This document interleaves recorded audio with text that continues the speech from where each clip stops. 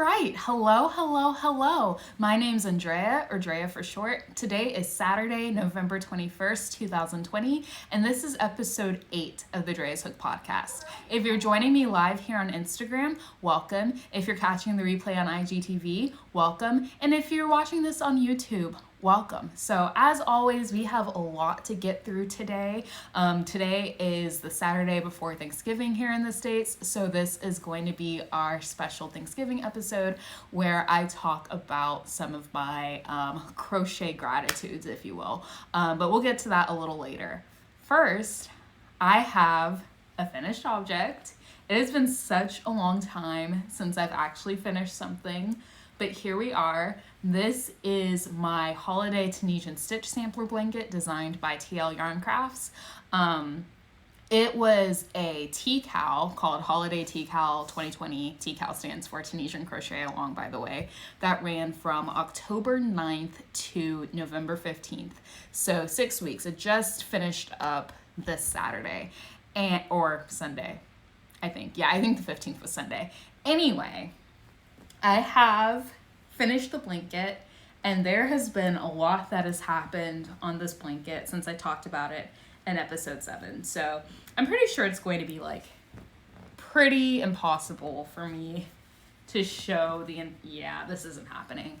This blanket is huge, so it's going to be really hard for me to show the entire thing on camera. So let me just try to get bits and pieces of it here. I should have planned this out a little bit better, but we do what we can. If you're not already following me on Instagram, I have a picture of the blanket on my Instagram. So if you want to see the full thing, maybe go look at that. It's at DREA'S_hook, DREA'S_HOOK. So if you want to see a full picture of the blanket, definitely check it out there. Justify time and space and physics. Yeah, I think that's what we would have to do. And that's just not gonna happen. Looks very cozy. It is very cozy. I can definitely confirm that this blanket is cozy because I fell asleep underneath it yesterday and I was out for a good 2 or 3 hours. So it is definitely a very warm and cozy blanket. When I had it wrapped around myself just now, I could definitely feel pretty warm. But then at the same time, it's like very, I wouldn't say it's light, but look at how much drape it has. So let me talk about the yarn that I used. So I used We Crochet or Knit Picks Brava worsted yarn. It's a size 4, 100% acrylic yarn. And the colors I used were Mulberry, which is this purple, Caution, which is the kind of like golden, yellow, orange, whatever you want to call it, Cream, which is the cream, and Silver, which is the gray color. So I think a lot of us were a little nervous about how these colors were going to work together. I definitely went into it thinking that, like knowing in advance that the cream and silver were going to be the main colors of the blanket and that the Caution and the Mulberry were going to be more accent colors. But, you know, Caution and Mulberry are kind of complementary colors, and I don't know. It's just not usually what I go for, but now seeing the whole blanket put together, I really love how it turned out, and I couldn't be more happy with the color combo. Why did I think Bravo was wool? I don't know. I'm trying to think of if We Crochet has like another worsted wool. I know they have Swish. I think they have Swish DK and Swish Worsted.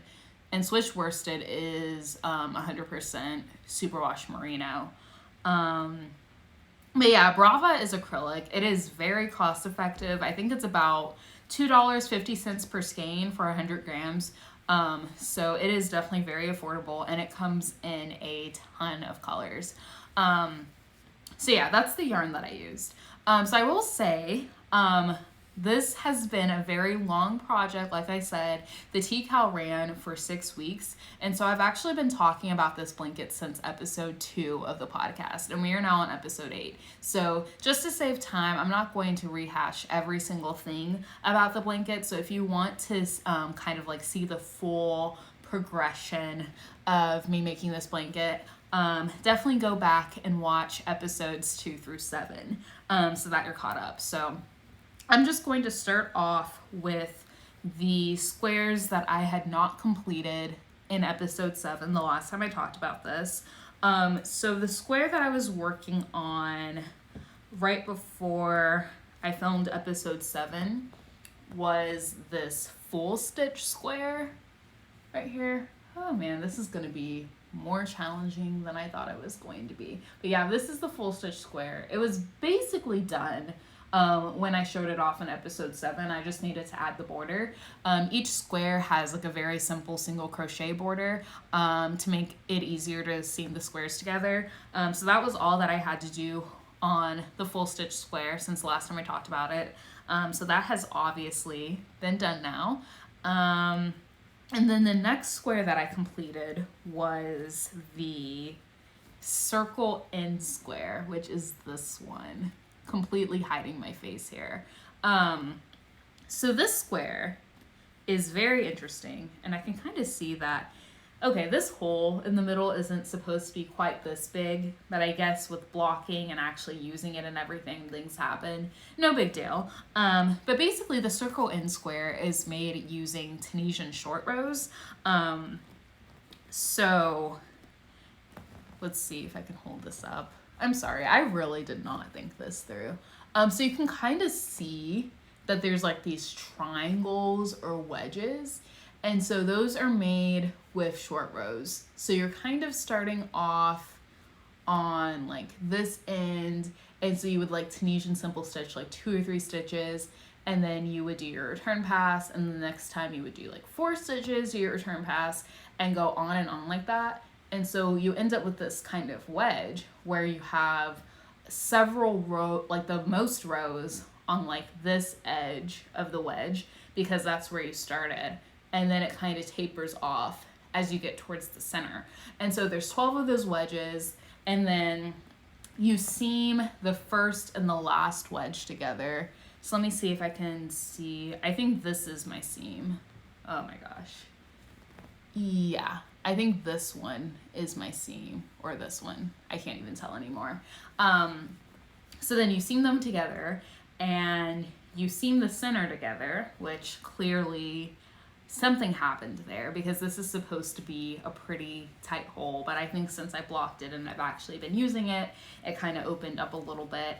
And then you create this border in the silver using like stitches at different heights. So there's slip stitch, single crochet, half double crochet, double crochet, treble crochet, and then these tallest stitches are double treble crochet. And so that's in US terms, by the way. I know that UK terms name them a little different, so I'm not sure what the equivalent would be there. But yeah, double treble crochet stitches are pretty tall. So that is the circle end square. Man, already thirsty, 8 minutes in, and I already need to grab my water. Alrighty. The next square that I completed was the two-tone Tunisian simple stitch square, which is this one.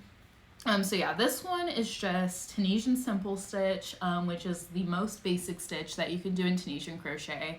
The way that you get this two-tone kind of effect is by changing colors on the return pass. So if you're not familiar, Tunisian crochet has a forward pass where you're basically loading all of those stitches onto your hook, and then a return pass where you're going the opposite way and taking them off of your hook.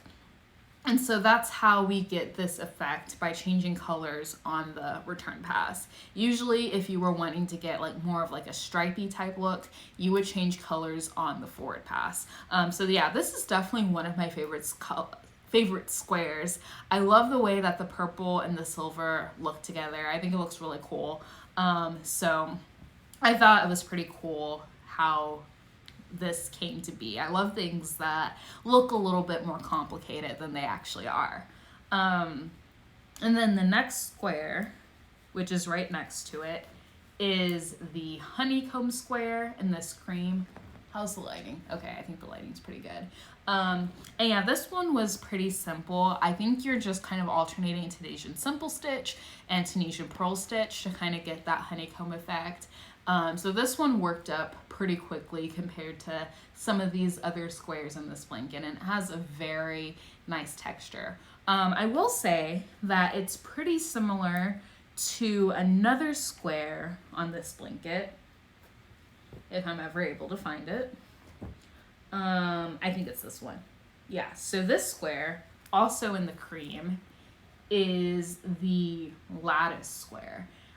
So this one is alternating Tunisian, I know Tunisian purl stitch is in here. I think it's alternating Tunisian purl stitch and Tunisian knit stitch. So it's the same concept as the honeycomb square, but just by changing one stitch, you get something that's a little bit different, but still similar. All right, and then the next square, which I'm really excited about, is called the tree square. And so the tree square actually uses cross stitch. So that tree is cross stitch on here. And the square itself is just Tunisian simple stitch. So that worked out pretty quickly. So cross stitching. I mentioned a couple weeks ago that I've actually been interested in picking up cross stitching. I've been watching a lot of cross stitching over on Twitch, and that has really kind of inspired me to pick it up myself. So I actually have not one, but 2 cross stitch kits on the way to me. They'll probably be here like late November, early December. So I'm really excited to share about those. But I kind of considered this tree square to be like a trial to see if I would like cross stitching or not. And I absolutely love it. I think it's very like meditative, very simple. I'm just gonna go ahead and say like this isn't perfect. Like you can clearly see that there are some tension issues and some irregularities, but you know, it was my first time doing any type of cross stitching, so I think all of that considered, it came out pretty well. Plus, as far as the tension issues go, I know that cross stitchers have tools to kind of stretch their fabric to be taut, so that their tension is a little bit better, and that is not something that I had here. You know, this is not a fabric that was made in a machine and is perfectly even though, not to toot my own horn, but I think that my tension is pretty good on the Tunisian simple stitch, especially after it's been blocked. But, you know, I'm still a human being and it is still handmade. And so this fabric as like a cross stitching base isn't as regular as a fabric that a cross stitcher would usually use. And so once I thought about all of that and like took all those factors into account, I was like, you know what, I actually did a pretty good job. So I'm pretty proud of this square for sure. It looks beautiful. Thank you, thank you. Yeah, I'm really happy with how it turned out. And I think that blocking it really helped too, which we'll talk about blocking a little bit later. But before I blocked it, it was looking a little rough. So I'm glad that it worked out. And then the last square that I completed was actually supposed to be completed in week 4. So side note, I didn't realize this at the time, but the way that Tony released the squares was actually bottom up. So all the week 1 squares were the bottom row, and then this is week 2, week 3, week 4, and then all the squares that I just talked about were from week 5. So we're dropping back down to week 4 for a second because I actually had to skip this square and come back to it. This is the meandering cables square. So yeah, I have never done cables in any craft, whether it be like Tunisian crochet or standard crochet or knitting. So I was definitely kind of going into it intimidated by cables. And I talk a little bit more about this in episode 7, about how I kind of like kept trying it and it wasn't working, and I had even considered maybe replacing this square with a different square just so I could ultimately have a complete blanket. So definitely check out episode 7 if you want to hear that whole rant. But once I finished all the other squares, this is the last one that I had to do, and I decided to do it, and I decided to give it another try. I made sure that, I was in a position where I could really focus on it. I wasn't like in a rush. I didn't have any like time constraints. It was just like a pretty chill afternoon or evening, sitting on my couch. I had the tutorial pulled up because I had to rewind it and slow it down and all of that good stuff. And just really tried to like focus on trying to understand it. So the part about the square that was tripping it up, it wasn't necessarily making the cables. I understood how to do that. What was tripping me up was the return pass, because the way that these cables are formed is that you're actually like crossing two of your stitches over the back two. So you have some stitches that are in the back and then some stitches that are in the front now. And so that can make the return pass a little bit tricky. And then also between each of the like cable rows, there's like a regular Tunisian knit stitch row. And I could not for the life of me see where I was supposed to place those knit stitches. And so those were the two things about the square that were really tripping me up. And so I really had to pay attention to Tony's video tutorial, which was excellent, really slow it down and see like where she was placing her hook. Like she would, like on her video, she would do a stitch and then I would do the stitch, or like she would do the stitch and then I would pause the video and then I would try to do the same stitch and then I'd play the video and like watch her do the next stitch and on like that. So it was definitely slow going, but I'm glad that I took the time to actually like try to figure it out because it came out great. I will say that I'm not 100% sure that I did it completely correctly, but it looks like the picture. So it looks like the picture. So we're gonna go with it. Not everything has to be perfect. So glad you tried again. It looks amazing. Thank you. Yeah, I'm really glad that it worked out because I would have been a little disappointed in myself if I had to try to do a different square. So I'm really glad that it worked out. But yeah, definitely a saga behind the meandering cable square, but it got done. The blanket got done and it's all good. So yeah, meandering cables was the last square that I did. So at this point I had all 20 of my blanket squares and it was time to block them. So I have heard that it's best, I don't think it matters too much, but I've heard that it's best to block your blanket squares or garment or whatever your project is, block it before you weave in your ends. So that way the fabric is at like the, I guess, tension, or I don't know. The fabric is what it's like in its final form. So that way you don't have your ends popping out. And also, so like while you're blocking it, the fact that you've woven in your ends already isn't restricting it and keeping it from growing the way that you want it to. So I had all of these unblocked squares with like none of the ends woven in. It was kind of a mess. Tunisia crochet has a tendency to curl a lot, and just like by the way that the stitches are made, makes for a very dense fiber. So these blanket squares definitely needed to be blocked. There was no way I was getting out of this without blocking. The great debate, when to weave in ends. Yeah. I'd like to know, if you're watching this, leave a comment on whatever platform you're watching this on. Do you like to weave in your ends before blocking or after blocking? Or do you just hide your ends and hope that nobody sees them? Because I've definitely done that before too. I'm curious to see what people think about that. All right, I need more water. So, as far as blocking goes, since this is acrylic yarn, it was best to steam block. I have tried to wet block acrylic before, and it just doesn't work. It looks like it works initially, and then over time, the object just reverts back to what it was before. So it's like it doesn't stick. And I realized, or I learned from someone else, that because acrylic is basically a form of plastic, you really need the heat from the steam to kind of like, you're not melting the plastic. I hope you're not melting your acrylic yarn, but it at least helps the fiber to relax a little bit. So this is the first time that I ever steam blocked. All of the above when it comes to weaving in ends.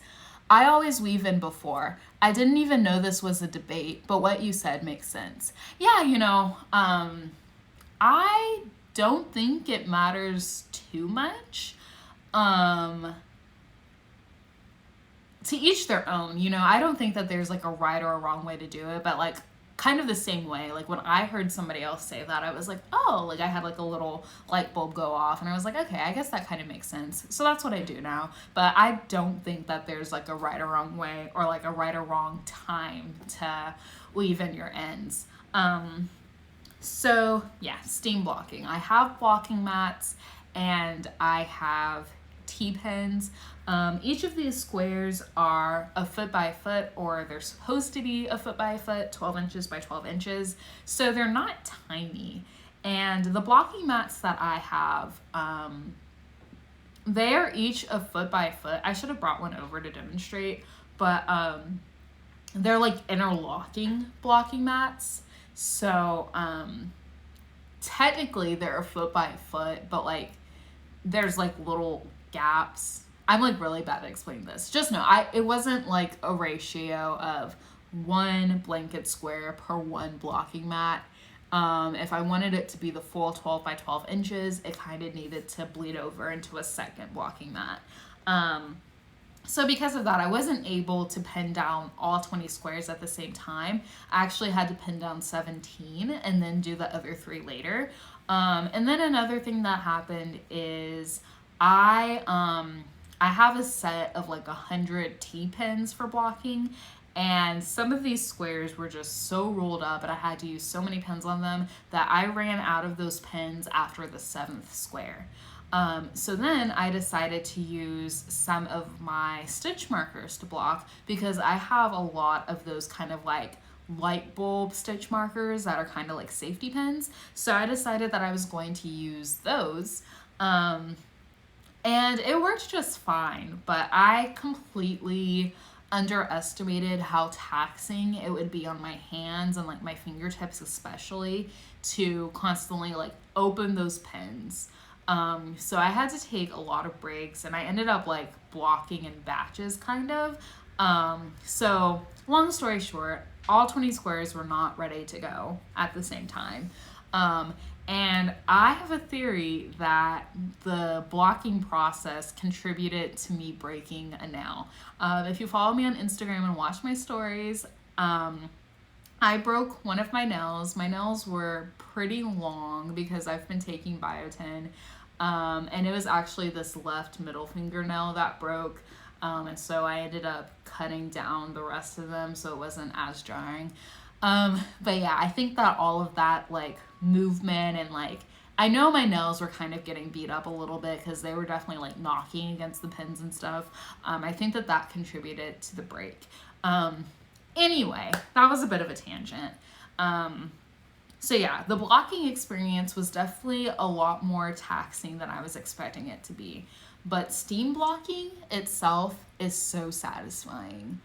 Like, I could literally like see and feel the squares and like the fabric just like relax and loosen up.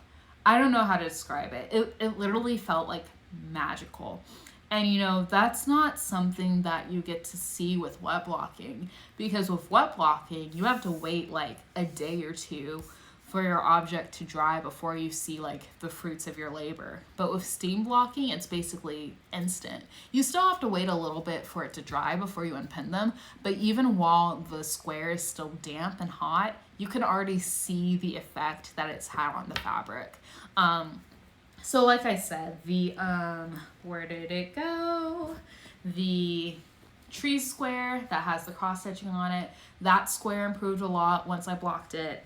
And then my bauble square that I finished a few weeks ago, it was very tight before I blocked it, such that you couldn't even like see all of the baubles. So like right now you can see that all the baubles are popped out, but before I could not like have all the baubles popped out at the same time because there just wasn't enough room for the baubles to bobble, if you will. But then once I blocked it, I was able to see all of them, and I was like, wow, that's definitely an improvement. And I will say some of this, not all of the squares were like super tight like that. So they didn't all necessarily need to be blocked, but I went ahead and blocked them anyway. I'm trying to see if there are any other squares that had any like noteworthy transformations. Oh yeah, the lacy shell square wasn't necessarily tight, but it wasn't as wide as it needed to be, so it looked more like a long rectangle rather than a square, and so blocking took care of that. And then of course my home square, which used stranded color work, and you can kind of see the floats across the back. The color work section was like pretty tight because it was my first time doing stranded color work, and my tension probably left a little bit to be desired, and so blocking straightened that right out. So the point is, if you are making blanket squares that you need to seam together, please block them. And if you're using acrylic yarn, you should steam block, is the moral of the story. So anyway, now that my blocking rant is over, I wove in the ends on the squares, which was fine, nothing eventful there. You know, some of these squares do use 2 or 3 colors, and so that obviously means that there's more ends to weave in, but it is what it is. It just comes with the territory. And then it was time to seam the squares together. The pattern called for using a slip stitch seam in the back loops of the squares that you're seaming together. And the way that Tony's video tutorial suggested to do it was to do like all of the horizontal seams together. So like you would seam like all of these squares together, and then the second row, and then the third row, and then go back and do the vertical seams. And I definitely think that that's a good way to use the least amount of yarn, because that way there's really only like 1, 2, 3, 4, 5, 6, 7. There's really only like 7 long seams instead of like 40 smaller ones, you know. So it was definitely an efficient way to use yarn. So something that could have been a problem, but I didn't allow to become a problem, is somehow I was running low on my color D. So the color D is the silver, and that is the color that we were supposed to be doing all the seams in. So I looked at the little bit of color D that I had left. It was maybe 10 grams, maybe 10 grams. And I was like, well, this isn't going to be enough to seam. And I was really confused because I thought I had ordered a little bit extra yarn than the yardage that was stated in the pattern. So I was really confused as to how I had managed to run out like that. And I kind of thought maybe I just lost a skein of yarn, because that is definitely something that I've done before. So I was like tearing my apartment apart. Didn't realize how similar those words are. But anyway, trying to either look for the other skein that I lost or the yarn labels, because I save all of my yarn labels. And I went back to my original order from Leroo Crochet, and I knew that I had ordered 5 skeins of the silver. So I was like, but I only had 4 yarn labels accounted for. So I have a shoebox that I keep all of my yarn labels in. But like, I'm not the best at like instantly putting the labels in the shoebox. So there are several kind of scattered all around my apartment and like in my project bags and stuff. So I knew that there was a possibility that I did indeed use that 5th skein of yarn, and that yarn label was just kind of floating around somewhere. So I'll spare you all the details, but eventually I was able to find that 5th yarn label, which meant that I had indeed ran out of yarn. So what I ended up doing is I I barely had enough to do all of the horizontal seams in the silver, and then I did all of the vertical seams in cream. And honestly, it doesn't even matter because like you can't even really see the seams. Like in some cases you can, like you can see it there, but you can't really see the vertical seams at all. So it was like a whole thing. I was about to get like really upset about it, but we made it work and it looks great. So that's just kind of like a random aside of something that happened. There's always either too little yarn or too much. Yes, and like the real kicker is that I had nearly an entire skein of my like my caution, and no, this isn't caution, this is mulberry, of my mulberry and my caution yet, and based on the yardage I was supposed to go well into that second skein, and I still had like an entire skein left. So I'm not sure what happened there, not sure why I had like all this excess of the other three colors and there was one color that I ran out of, but we were still able to finish the blanket. It was fine. So then once I did all the seaming, I was able to move on to the border, which took a while because this blanket is huge. So the border is 4 rounds. So the first round is in this cream, and it's just half double crochet. And on the, I guess, corners of the squares where they're seamed together, you would do half double crochet 2 together so that they're, so that it evens out a little bit. And then the next 3 rounds are in mulberry, caution, and cream, and they are in camel stitch, which is another way of saying half double crochet in the 3rd loop.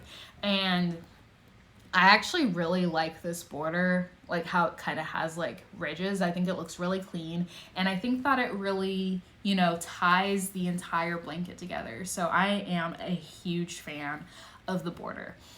So once I did the border, I ended up blocking the blanket again. I didn't do the whole shebang with pinning it out again because at this point it was like midnight and I kind of just wanted to get it over with. But I did kind of steam block some of the seams a little bit because some of the squares were like bunching up a little bit. And even now you can kind of see like some of the squares aren't completely like in line with each other, but it's a blanket, it's still functional, I don't care. So after that, it was done. It actually has a name, half double crochet in the 3rd loop.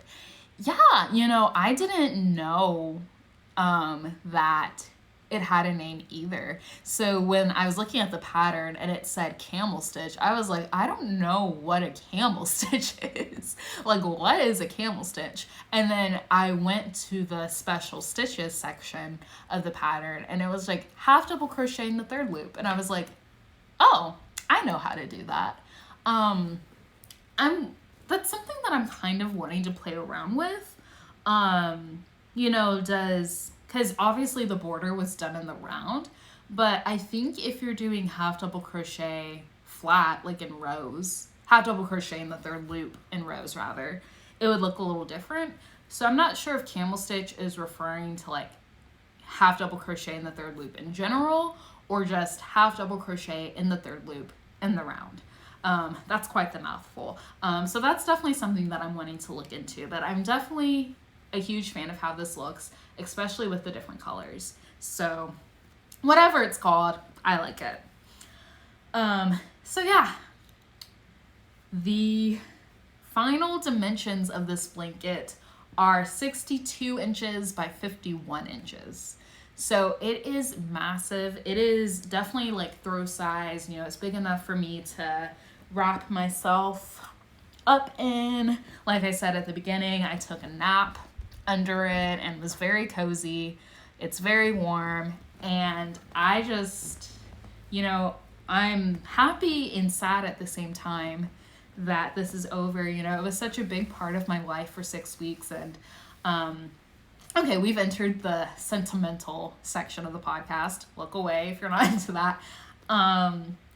But you know, this is the first project where we kind of got to see the full progression play out on the podcast. Because like I said, I've been talking about this project in some capacity since episode 2.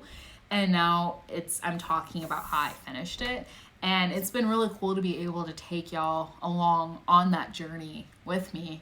And so like this has had, like this project and like completing it especially, has like meant a lot to me.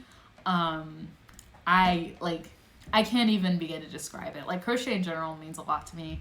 And like just like this has been like a kind of rough week, but then like looking over and seeing this blanket has really been comforting to me. And I just feel very accomplished for completing this. You know, this was not an easy project by any means. You know, I learned so many new things, and it was hard to keep up with that 6-week pace, but I did it. I technically finished it on time. It went a little bit into the 16th, but I'm going to say that I finished on the 15th. And yeah, so I am very proud of this project. I think this is the most impressive thing that I've made in 9 years of crocheting. And I know a lot of people have been saying that, like, they've been wanting to make the blanket. Do it. I cannot more highly recommend this project. Like, make this blanket. If you want to modify it and maybe you only do 12 squares or 16 squares, or make the squares smaller, or have less colors or more colors, like whatever you need to do to make the blanket fit into your style and your aesthetic and what you would actually use it for. If you're wanting to pick up a lot of Tunisian crochet skills, I highly recommend this blanket. Like, I cannot speak more highly of this project. I had so much fun. So anyway, sappy moment is over for now. All right, so what's your next project? I have a lot of projects planned. I'm actually planning on kind of doing either at the very end of December or early mid-January, kind of doing like a 2021 make your goals type thing where I talk about all the different projects or like categories or types of projects that I want to make in 2021. But I think for the rest of the year, I'm going to be focusing on finishing up projects that I neglected for 6 weeks in favor of working on this. So we'll talk about that a little bit more a little later. It's so fun to see your progress. Yeah. And you know, it's so much fun to talk about it. And I think it like kept me accountable in a way, because it's like I knew that other people were like somewhat invested in it. And so that kind of, like motivated me to like keep going with it. So it's definitely like a symbiotic type thing. So yeah, I am really happy with how this project turned out. So much so that I spent 37 minutes talking about it. So,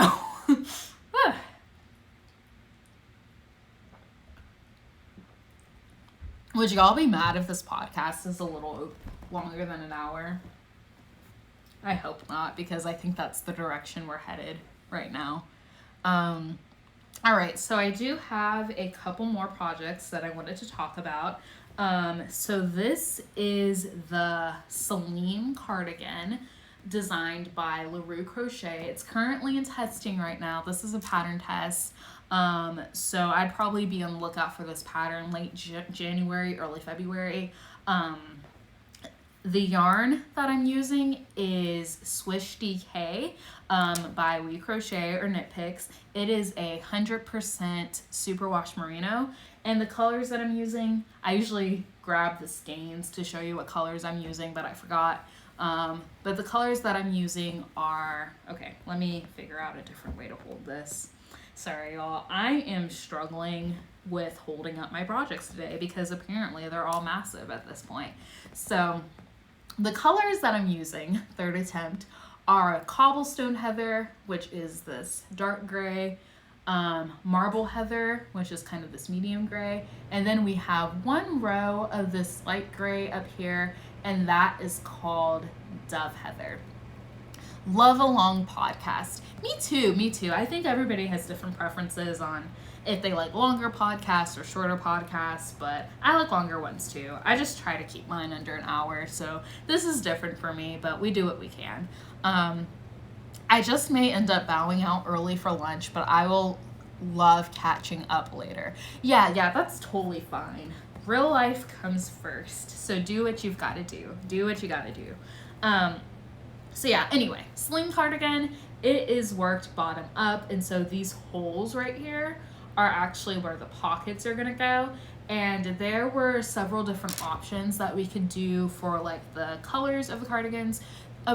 So you could do the cardigan in the entire cardigan in one color. You could do like a main color for the body and then an accent color for the ribbing, or you could do what I'm doing, which is a 3-color fade.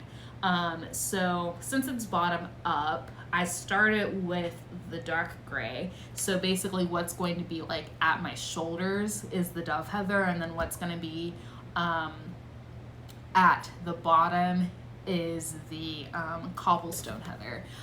So we have successfully faded from the cobblestone heather to the marble heather, and I have just introduced the dove heather. So this project is moving right along. It's a very like meditative make, very simple, and I really love the Swish DK yarn. It is very squishy and very soft. So I am very, very excited to wear this. Let's see. Oh, that makes more sense than sleeves. LMAO. My brain was trying to figure out why the sleeves were there. Yeah. Like, we just... Can I do the rest of the podcast like this? I mean... It could work. It could not work. Don't listen to me. At least not for my proportions. I think that the holes are a little too far apart. But yeah, those are the pocket holes, not the sleeve holes. So, yes. Like wearing your crochet garments in unintended ways. That's kind of a fun look. Yeah. Like, I feel like it could work. It kind of reminds me of like those Snuggies. Is that what they're called? Like the blankets with sleeves? Like just that construction. I don't know. Maybe I need to put, because there's more, right now there's more fabric on the bottom than there is at the top. So maybe I need to like flip it around.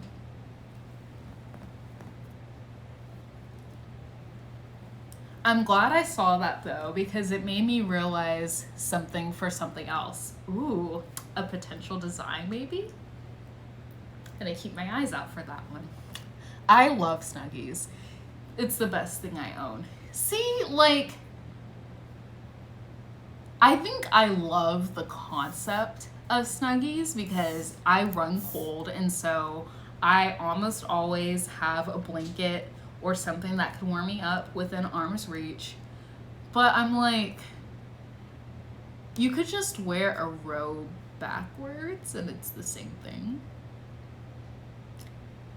And you could have a blanket that you wrap around you like this and it's the same thing.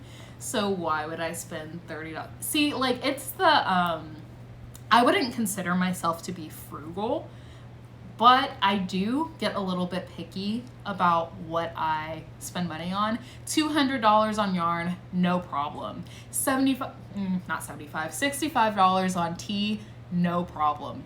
$50 on makeup, no problem. $30 on a Snuggie, it's not happening. It's not happening. Let's see. I'm literally tempted to make a Snuggie pattern just so homemade Snuggie. It's the exact same thing as a row backwards. I will not deny that at all. Honestly, I would be more interested in a homemade Snuggie just because I would also get that experience of, you know, crocheting it or whatever craft it is. So I would like make a Snuggie. I would not buy a Snuggie. My brain is very weird. My brain and my budget are very strange. Anyway, did I have anything else I needed to say about the Selene cardigan? I don't think so. Pocket holes, 3-color fade. So yeah, this one's coming along really well. So I really like it. So yeah, that's the Selene cardigan. We shall see. All right. Well, I will be keeping an eye out for that and clearing my schedule so that I can test it maybe, because that is definitely something I'm interested in. LOL, I don't buy shawls, but I will sure as hell make them. Yep. Speaking of shawls, this is my Soundwave shawl that's in progress right now. So the main color is Leroo Cotton's Tinsel Fingering Yarn in the colorway After the Rain. And then the mohair is Sorella Yarn Mohair in the colorway Voyager. So this project has been pretty slow going. Like I said, I kind of dropped everything to work on my tea cow blanket. So I just picked this back up this week. And I kind of like, I'm really kind of in a mood to just finish a lot of things right now. And so I sat down and did some math on my projects and figured out that somehow this was the project that I was closest to finishing.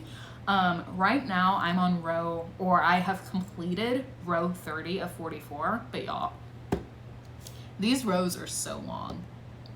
I was working on it a little bit this morning and I was like, I got to like a certain point and I was like, oh, I think I'm getting close to the end of the row. And then I held it up and I still had like 3/4 of the row left. I was like, these rows are so long. They're so long. And so I'm kind of like struggling a little bit because I know that I will absolutely love this shawl once it's finished. Like, it's so lightweight, and it's going to be massive, especially after it's blocked. Like, you can already see like how much it's like draping over my shoulders, and so it's going to be a really nice shawl that I enjoy wearing. But right now I am not in a mood to where I can just push through and do 14 more rows on this. So I'm breaking it up into blocks where I do like 4 or 5 rows at a time, basically working from one mohair row to the other, and spread it out and spread those blocks out amongst my other projects that I'm working on. So I will be very surprised if with that system this actually ends up being finished by the end of the year. But that's okay because I have to do whatever I need to do to keep making progress on this. And so I have to like trick my brain into thinking that this is a brand new project, because that's kind of how things are going right now.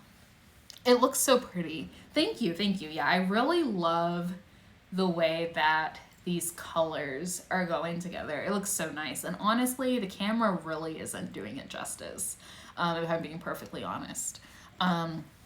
Fiber arts is such a weird hobby. Why would I buy a shawl for $30 when I could spend double the money on yarn and like 10 hours to crochet the same thing? Why would you? Why would you? Like, I'm the exact same way. And it's so funny because I'm definitely one of those like, yeah, I'm gonna make this. And then I never get around to making it. So a perfect example of that is I've been saying for like maybe 6 or 7 months that I'm going to make going to crochet some cotton dish towels. I am in desperate need of dish towels for reasons, so I just had to go ahead and order some last night. I'm still gonna make them, but like I can't just go without dish towels until I get my 2 brain cells to make a dish towel. So we do what we can. Goodness, yeah, but at least we know the labor practices that went into the making of the shawl itself. Alerts authorities about unfair labor practices I enforce on myself. I also enforce unfair labor practices on myself, so we don't have to talk about it. It's fine. Literally only make towels when I do tests. Yeah, I don't think I've ever I take that back. I tested washcloths. They were tapestry crochet washcloths, and they're great. I use them. They were so pretty though that like I didn't want to use them at first because I use African black soap, which is obviously black. So I knew that it would stain the dishcloths, and also my makeup is obviously kind of dark for reasons. But I eventually started using them and I love them, and they are like my favorite washcloths. So yeah, this project's coming along, but I have to break it up into blocks so that I actually finish it and don't just abandon it for a year, because that has happened before when I get bored with things. Literally why I love testing for E&C Crafts, because she helps me actually make practical things. Yeah, E&C Crafts has a lot of good home decor patterns. So she has like a lot of like washcloths and things like that. Tunisian crochet too. So those would also be good if you're wanting to learn Tunisian crochet but maybe don't want to commit to this monstrosity. She has a few good Tunisian crochet washcloth patterns, and then I know she also has like a Swiffer cover, which I think is pretty cool as well. So yeah, practical crochet is good.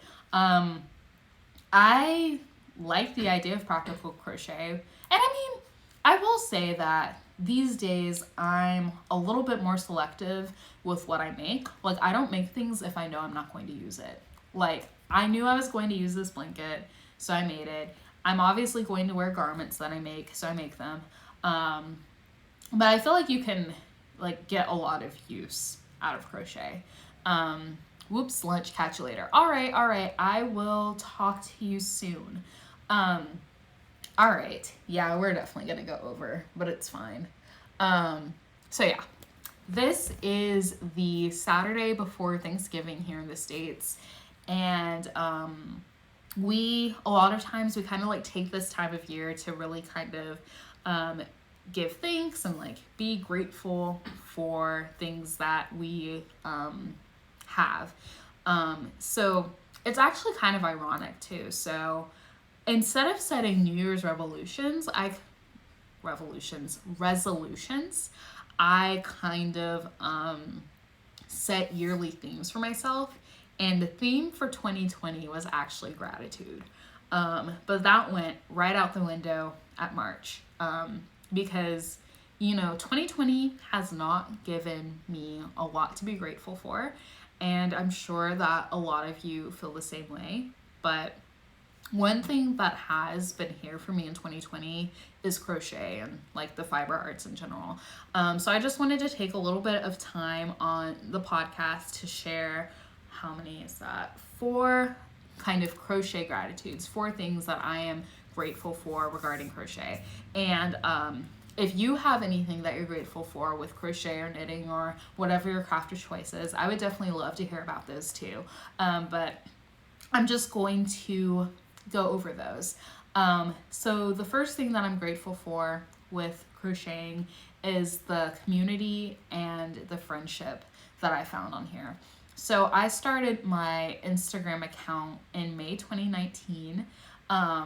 And I would say like towards the end of 2019, I had a few people that I would talk to regularly, but I would definitely consider them to be more like acquaintances.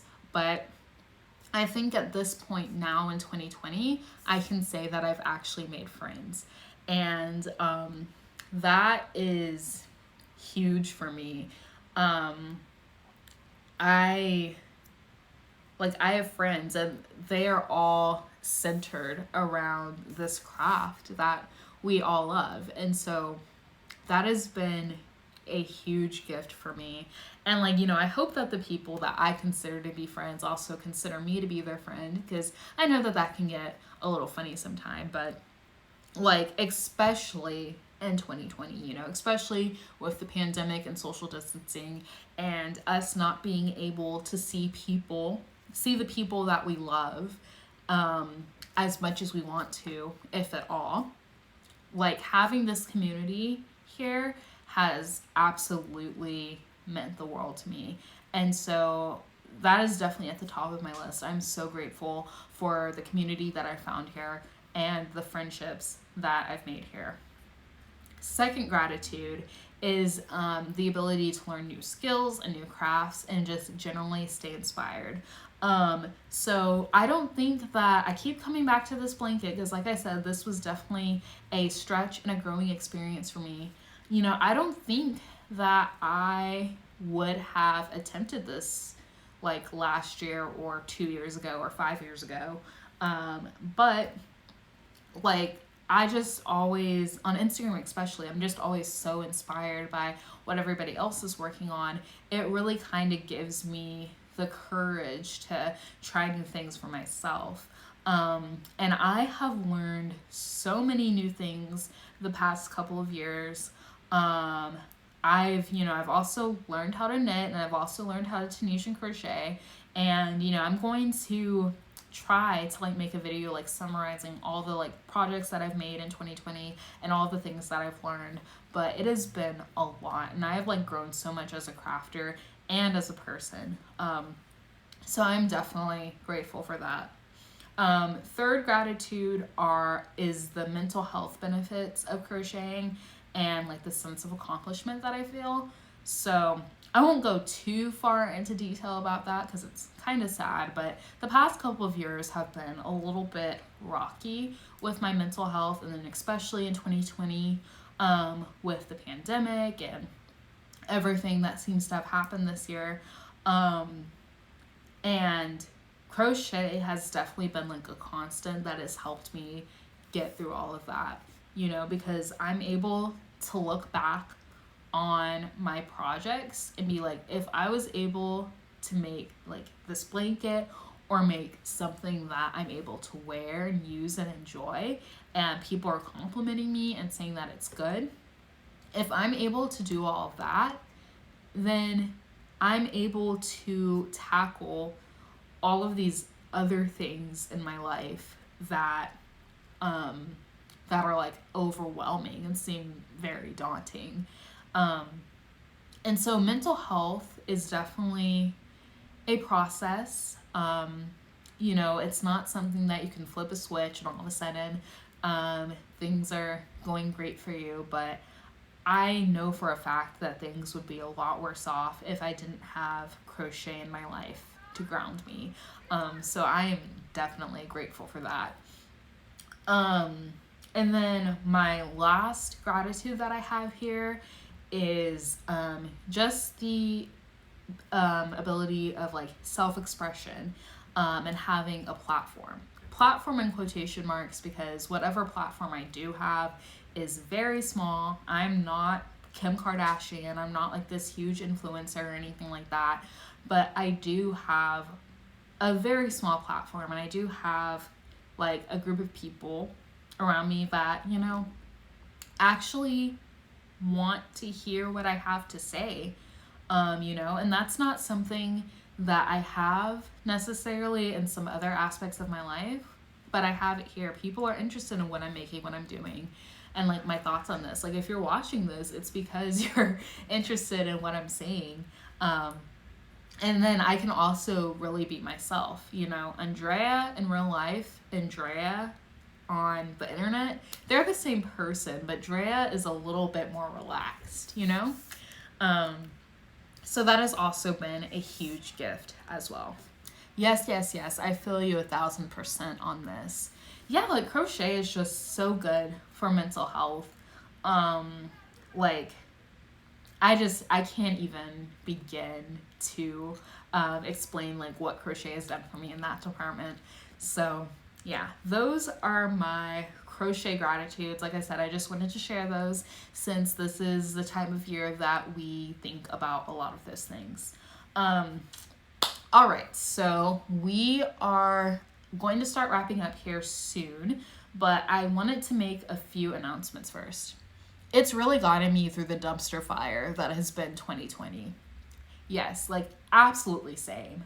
Like I'm sure things would be things have been bad. Don't get me wrong. Things have been bad over here, but things would be a lot worse if I didn't have crochet to pull me through that. So I'm definitely grateful for that.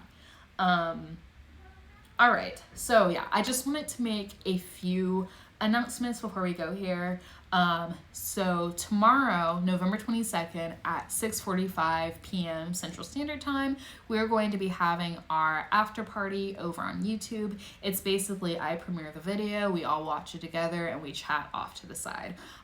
So if you're watching this after the 22nd, that is no longer relevant to you. But definitely keep an eye out for future after parties, because I'm going to try to do that for every podcast or make with me or video that I put out there. So definitely keep an eye out for that. So I'm not going to be having a video next week. That would be November 28th. It's the Saturday after Thanksgiving, and I'm expecting that I'm still going to be busy with like kind of post Thanksgiving stuff on that day. So we're not going to have a video on November 28th. But on December 5th, which is the following Saturday, we will be having podcast episode 9. So definitely stay tuned for that.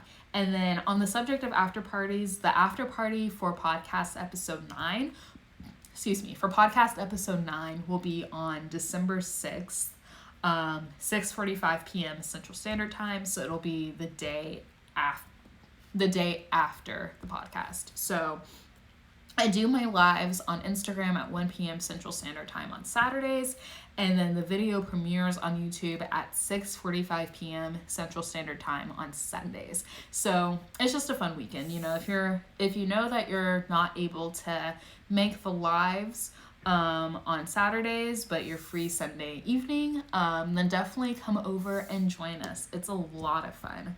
We've done it twice now, and the after parties are so much fun. And then the last thing I wanted to talk about is a reminder to subscribe to my YouTube channel if you're enjoying these podcasts or any of the other things that I do. It really helps me out a lot, and we will be having a giveaway at 100 subscribers. We hit 50 subscribers a couple weeks ago, I think, and that was definitely a huge milestone for us, but now we're looking forward to 100 subscribers. So if you're not already, please subscribe to my channel and like the video and comment and all of that stuff. That helps with engagement. I would love you forever and really appreciate it. All right, so that's all I have for the day. I know that I went a little bit over, but we had a lot of fun. So thank you so much for joining me. Like I said, if you're watching this video on YouTube, please be sure to subscribe to my channel and like the video and comment on the video. If you're watching this on IGTV, liking the video, sharing it to your stories, and commenting there is also going to be very helpful. And so the next time that I see y'all, if you're not able to make the after party tomorrow, will be on December 5th for episode 9 of the podcast. So I really hope to see you then. Bye!